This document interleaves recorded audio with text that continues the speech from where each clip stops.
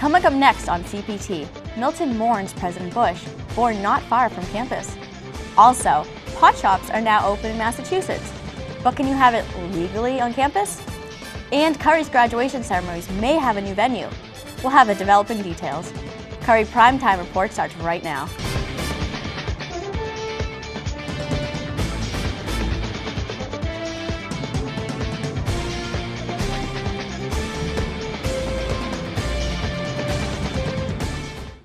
Hello and welcome to Curry Primetime Report. I'm Kelly Petitpas. Let's get right to the stories making news on campus. The nation is mourning the death of our 41st president, George Herbert Walker Bush. But did you know he was born just a few miles away from campus? CPT's Connor Clardy joins me in the studio with more. Connor? The nation said goodbye to President Bush in moving ceremonies in Washington, D.C. on December 5th. But few students may realize President Bush began his life's journey here in Milton. A memorial outside his home of his Milton birthplace at 173 Adams Street has continued to grow in size. Locals remember the president visiting his home in 1997 and seeing the bedroom where he was born on June 12, 1924. Bush went on to graduate high school from Phillips Academy in Andover, and in later years, he had a family home in Kennebunkport, Maine. He passed away on November 30th, and we all remember all that he did, not only as president, but during his retirement as well. Reporting for CPT, I'm Connor Clardy. Kelly, back to you. Thanks, Connor. CPT is following developing news on Curry's plans to move May's graduation ceremonies off campus. Curry officials are proposing that graduation be held at the Xfinity Center in Mansfield, about 25 miles from campus. They say moving to this venue would allow many more family members to attend the ceremony and help with parking and traffic issues that have impacted ceremonies here on campus. We will follow this story and have more details after winter break. In other news, the Curry community has come together to help refugees start a new life in the Boston area. As CPT's Kirby Bryce reports, the families are coming from all over the world, escaping war and poverty. A van full of boxes of donated items gathered from all over the Curry campus pulled up to the Student Center recently. It was all part of an honors program project helping connect students and faculty to the Boston area refugee community. Curry is a vital member of the Boston community, and here's a chance for our students who come from all over New England to participate in that and to give back. Thanks to the generosity of students, staff, and faculty, clothing, board games, and other household supplies filled a conference room ready to be sorted. All of the items will be used to help new refugees from countries like Syria, Afghanistan, and Central America start a new life here. I think that's awesome. We all should do something if we can to help people in need. I think it's a really kind thing for the whole community to do, especially because we're just stuck here in this little campus. We don't really know what's going on very much, and for them to, students to bring together things to give away to people that they don't know is really nice. Once sorted, the supplies were put into backpacks for distribution by the International Institute of New England. And for the honors program to be part of that means we're actively involved in something very current, very present, something that's very happening right now in our nation, and that's a very satisfying feeling. For CC8, I'm Kirby Bryce, reporting. During the spring semester, the honor students will be actually meeting with some of the families that were helped by the Curry donations. More than $5 million. That's how much revenue the two Massachusetts marijuana shops have already made since they opened in November. But as CPT's Jack Scott reports, while pot may now be legal in the state, it's not legal here on campus. And he explains why Curry administrators have no say about it. Just over 2 years after Massachusetts voted to legalize the sale of recreational marijuana, the state will finally see its first two dispensaries open up its doors to recreational use, just in time for Thanksgiving. There we go. Love it. Legalize the whole thing. Yeah. Now that marijuana has been legalized for recreational use, it will be treated closely to alcohol. Purchasers must be at least 21 or older, and you cannot openly use it in public. If you decide to grow your own plants at home, you're limited to 12 per household. I'm not a huge fan because a lot of people don't know the actual effects of marijuana. However, if Curry students plan on celebrating the opening of recreational shops in Massachusetts, they won't be able to do it at Curry, but they'll probably end up here at Blue Hills, a popular smoking spot for Curry College students. As soon as the votes passed to legalize marijuana in Massachusetts, Curry College made it clear that the use of the plant will still be prohibited on the campus. It is a Schedule I drug under the federal law, which means possession, use, or cultivation of it on any property where they receive federal funds of any type is prohibited. I think it's a little hypocritical.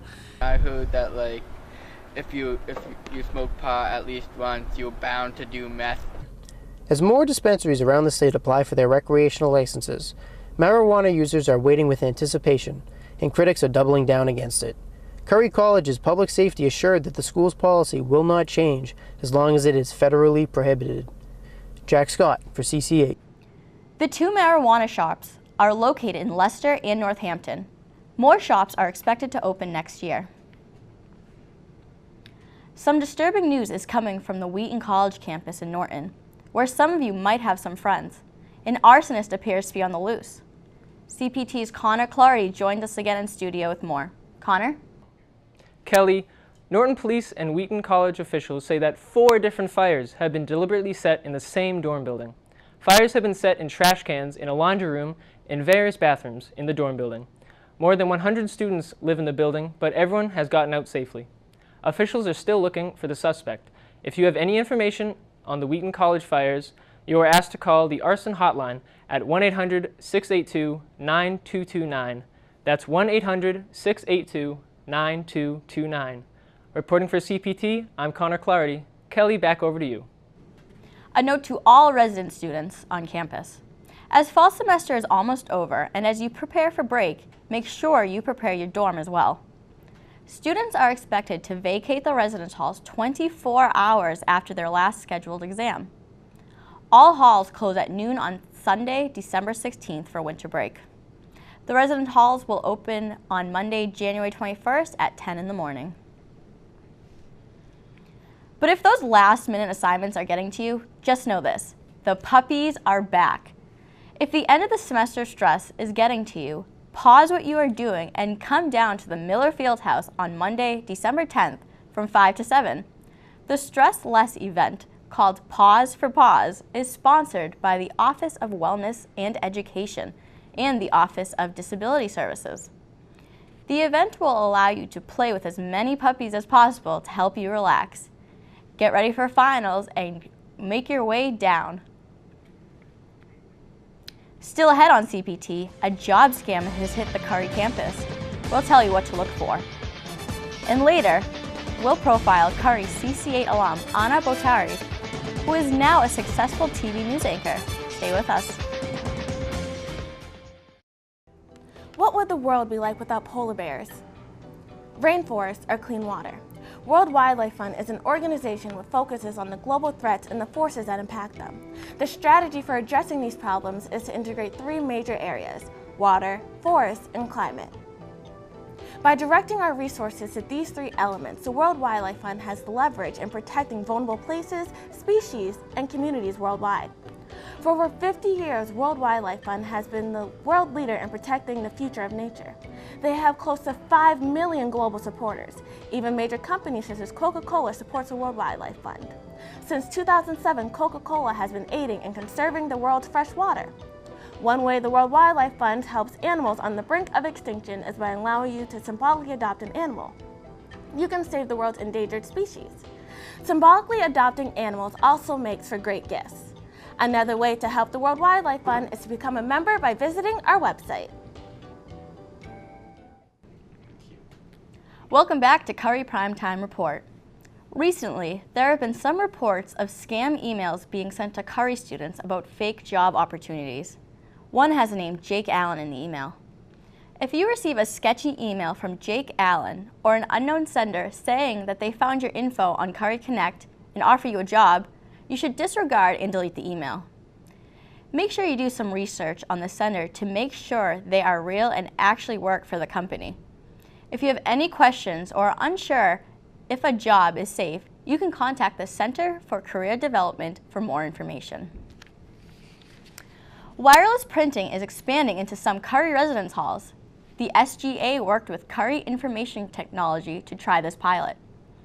2 residence halls were chosen: 886, where the printer will be on the first floor common room, and South Campus Residence Hall, located near the small study room off of the common room. If these pilots go well, the wireless printing may make it to other halls as well. If you've been walking around the quad lately, you know that the new Science and Learning Commons building is taking shape nicely. Curry officials say that everything is on time and that the building will open when we return from winter break. The building will have many new science labs, meeting spaces, classrooms, and a 24/7 cafe. Well, now on to our feature story. CC8 and Curry alum Ana Bottary is the name many Curry students have come to know. She was an anchor for this very newscast, CPT, about 5 years ago. Today, she's thriving in the competitive TV news world as an anchor. CPT's Carol Ann Perkins caught up with her recently. Next on Worcester News tonight, in Woburn, a person was hurt in a serious crash. Ana Bottary is a Curry College alum who has made a name for herself in the New England TV scene, most recently being on air as an anchor at Worcester News Tonight. Since I decided I wanted to do TV, I always wanted to be an anchor. I was an anchor at CC8, and I knew that I loved it. During her time at Curry, Ana learned how to edit, shoot stories, and interview. She credits her Curry professors like TV professor Jerry Gibbs for preparing her. I think that he set us up with the right blueprint to succeed in this field. After graduating from Curry College in 2013, Ana took a reporting job in Presque Isle. Ana states that taking this job and moving away was the best decision she ever made. I believed in myself, and I just thought, I'm just going to go for it. I'm going to go up to Maine. Professor Gibbs agrees. If a student tells me, oh yeah, I'm definitely going to go away and start, and 90% of the time students decide not to do that. She was in the 10% that said, Mom, I'll see you in a couple of years. Ana's passion and eagerness to succeed is something that Professor Bob McNeil always admired. She always came in with an idea of where she wanted to go, what she wanted to do. Ana's advice to future communication professionals is to take any opportunity that presents itself to you. If this is something you really want to do, just don't give up. From Curry Primetime to the local screen, anything is possible for this driven alum. For CC8, I'm Carol Ann Perkins, reporting. In addition to Presque Isle, Maine and Worcester, Ana has also been a reporter in Providence and a sports anchor for the Lacrosse Network. In other Curry news, on Monday night, December 10th, the Student Center is holding a free late-night breakfast for all students. Come and join the fun and enjoy your favorite breakfast meals like cheesy eggs, sausages, and hash browns while playing a thrilling game of bingo for the chance to win some awesome prizes. The late-night breakfast will be held in the large dining area in the Stew on Monday, December 10th at 10 p.m. See you there. It's now time to check what's happening on other college campuses around the country. Mike Leshert joins us in the studio with our college roundup. Mike? Thanks, Kelly. Allegations of sexual misconduct by professors at Dartmouth College has prompted alumni to weigh in on the matter, demanding changes to the school and threatening to withhold donations. An investigation into 3 professors began last year in October and has skyrocketed into a federal lawsuit that was filed last November against the Department of Psychology and Brain Science of Dartmouth. One of the victims says that Dartmouth was worried about lawsuits from the, quote, predators, rather than taking into account the victims, and urged Dartmouth to hold them accountable. Duke University is still looking for the culprits in a hate crime on campus. A mural painted after the synagogue murders in Pittsburgh was defaced with a Nazi symbol. The incident has been ruled a hate crime, and a black trash bag is currently being used to cover the Nazi symbol. Though the perpetrator is still unknown, Duke has stated that they will be responding to this act by installing more security cameras to keep watch over the bridge, as well as commissioning additional security for the Campus Center for Jewish Life. A freshman student at the University of Maryland has died, and some are complaining that mold in dorm rooms was a partial cause. 18-year-old Olivia Perigal died of adenovirus, which officials say is not a direct result of mold, but the virus can be deadly in people with fragile immune systems. Parents and students say that mold in the dorms can make for weaker immune systems. The university has recently started cleaning all dorms in order to get rid of any lingering mold. A new company is planning on investing $1 billion in changing the idea of college dorms in Boston. Scape, a company formed in 2017, recently opened its headquarters in Boston and wants to build a universal dorm that students from any college in any area can use. This will be affordable student housing, and over the next 11 years, the company plans on having 69,000 new units of housing, including 16,000 undergraduate beds and 3,000 graduate beds by 2030.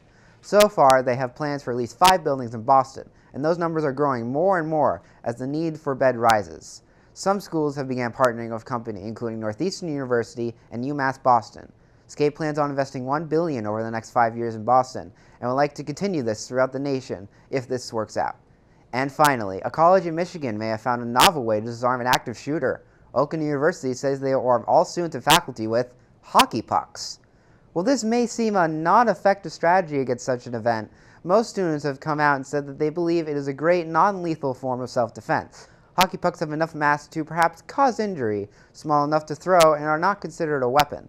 Having any form of defense in a shooter situation has the potential to dramatically increase survival, making the hockey puck seem very appealing. Also, the pucks are not that expensive, as they are only 94 cents each. So far, each faculty member is armed with hockey pucks, and the students are next to follow. When thinking closer to home at Curry, could equipping students with non-lethal, throwable objects be a possible improvised weapon to keep students more safe in the case of a shooter on campus? We'll look into that further in our next CPT. That's the College Roundup for CPT. I'm Mike Lucert. Back to you, Kelly. Thanks, Mike. Interesting idea with the hockey pucks. Still ahead on CPT, we'll take you to Boston, where the debate on what to do with the Citgo sign near Fenway is still raging. Plus, a new men's basketball coach tries to end the multi-year losing streak. We'll have a profile. And a look back at one of the creepiest dinners ever at the Stew. Don't go away. More than 3,000 people died from distracted driving last year, and most of that came from texting. Texting and driving is one of the leading causes of accidents amongst teens. While many states have banned all drivers from using a mobile device while operating a vehicle, there are still some that allow it.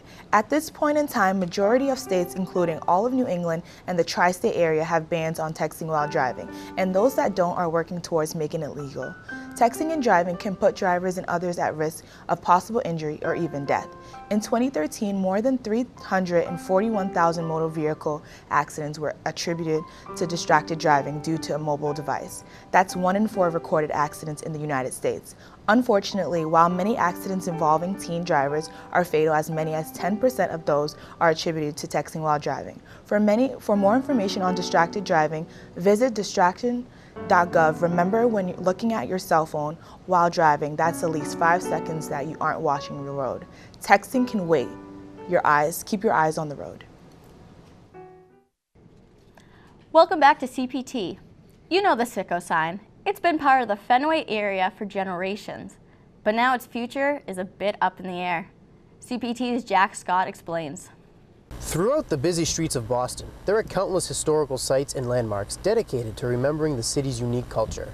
And pretty soon, there could be a new site receiving protected landmark status, the Citgo sign. I love the Citgo sign. It's an iconic part of Boston. It's the first thing you see when you drive past Fenway. The Citgo Trimark glows down on Kenmore Square, just a block away from Fenway Park, and stands nearly twice as tall as the Green Monster. There have been efforts to give the sign protected landmark status. However, the Boston Landmarks Commission will soon hold an official vote on the matter. The sign originally advertised city services until 1960, when the company rebranded and became what we now know today as Citgo. Many residents view it as the heart of Boston. Whenever I think of Boston, I think of the Citgo sign, so it would really be heartbreaking for it to not be a part of the Boston culture anymore. The sign has been under threat before. Citgo planned to take down the sign in 1983, but was met with public outcry. Citgo then refurbished and relit the sign to a cheering crowd of over 1,000 people. Many have advocated for the sign to be taken down because Citgo is the state-run oil company of Venezuela, a country that critics say has destroyed democratic elections and driven its people into poverty. Their government doesn't really treat their people well, so I understand why they would not want to be made a historical landmark in Boston. As the vote looms over the city, residents wait with anticipation. But those worried about the building's new ownership have nothing to fret, as the new ownership has already said that the sign will stay for decades to come. Jack Scott for CC8.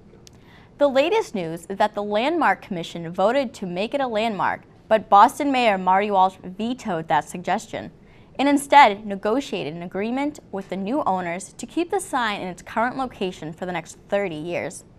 After that, this debate may start all over again. In sports, a new basketball coach has been hired by Curry. The 25-year-old will try to end the team's multi-year losing streak. As CPT's Tim Smith explains, it is a big task. As the 2018-2019 men's basketball season begins, Joe Busaka, the new basketball coach, is stepping into the program after the Colonels' 2-73 record over the last 3 seasons. Athletic Director Vinny Ruzioni is also excited for the program's future with Busaka as head coach. You know, he really relates really well with the student athletes here at Curry. I think his passion for the sport and his excitement for the sport is only going to be really going to help us in the future. I think he'll be able to recruit and retain student athletes here at Curry. So I think we're very excited about him as a coach, not only for this year but also in the future. After just going 1-24 last season and having the longest losing streak in the nation for Division III basketball, with a conference record of 0-54, a young coach seemed like the right way to go. 25-year-old Busaka, a former Division III basketball player, brings his youth to impact the men's basketball program. I think one thing being a young coach is I'm not far removed from being that college athlete. I'm not far removed from playing basketball at a pretty high level and winning and going to school and understanding the grind of having to wake up for an 8 a.m. after you just got back from a 1 a.m. bus trip. With losing records in his 2 previous seasons, junior captain Spencer Fing tells us the impact Busaka has already had on the team. It's important for coaches to have relationships with their players individually, just because it builds that trust. The Curry College men's basketball team is looking to turn things around behind Busaka and his coaching staff. For CC8, Tim Smith reporting. Check the Curry Athletics website to help cheer the team on. Finally tonight, we take you back to one of the more memorable nights of the semester, the Halloween Chef Spooktacular Cookoff. CPT videographer and editor James Sparks bring us the sights and sounds. So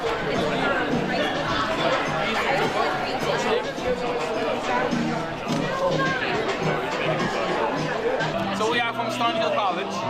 So today our dessert, let's start with our dessert. Yes, let's introduce your dessert. It's a red velvet cake bowl, dipped in white chocolate, and a strawberry sauce over the top. And for the food, this is a jasmine rice that is infused with lemon pepper, scallions and cilantro, some garlic green beans, and then we have some chicken that is marinated in a dried mushroom sauce. And there is more of the sauce to go on top of the chicken with a little kick to it. Isn't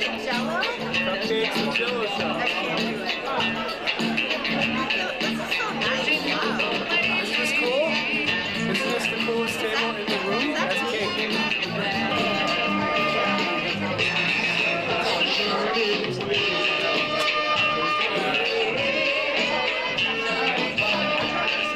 Oh, so this is curry.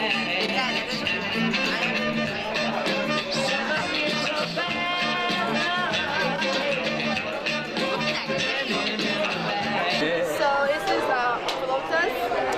Well, our theme's based Dias de los Muertos, meaning the Day of the Dead. It's usually on November 1st, right? Alright. So what we have today, we have a chicken, we have a potato pelotas, and then elote al corn, which is like a sweet corn. Yeah.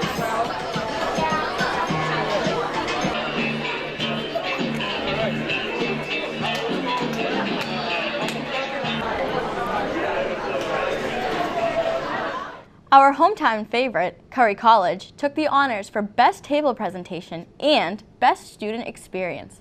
Congrats to everyone involved. And that does it for this edition of CPT. This is also my last newscast, as I will be graduating in December to start my own journey in television. CC8 is also saying goodbye to longtime CPT anchor and reporter Kirby Bryce, who is also graduating this semester. We thank all of the people behind the scenes who make CPT possible, and we wish you all the best on your final exams and upcoming winter break. See you later.